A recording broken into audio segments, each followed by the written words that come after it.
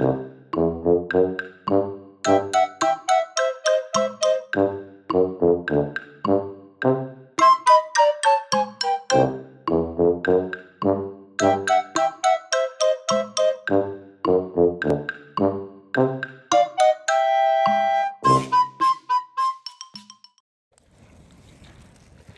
い、おはようございまおはようす。ございます。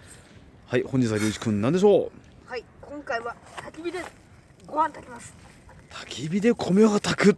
ワイルド。りゅうちくんがチャレンジします。はい。ガスバーナーでは米もう何回か炊いてんだよね。うん。頑張ってください。やってみないと。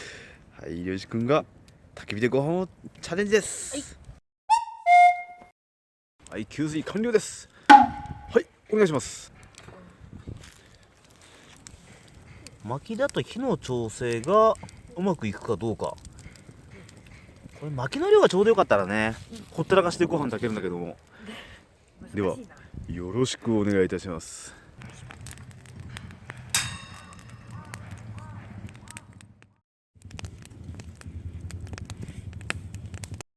来ました来ました。そしてなるほどね。火を引くっていう、火から引いたね。正解だと思う。かなりここらへん。中火。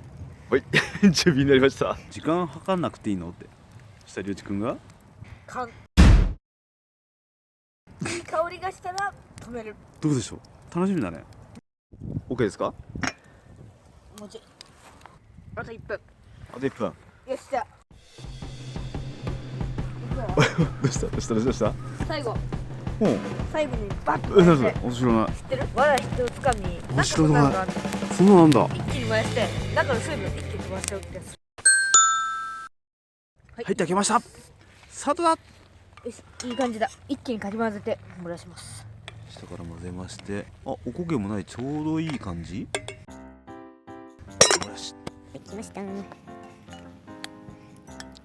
さあどんなお味でしょじゃあいただきます。う。お、味は普通のご飯。普通に美味しい。普通に美味しい。失敗はなし。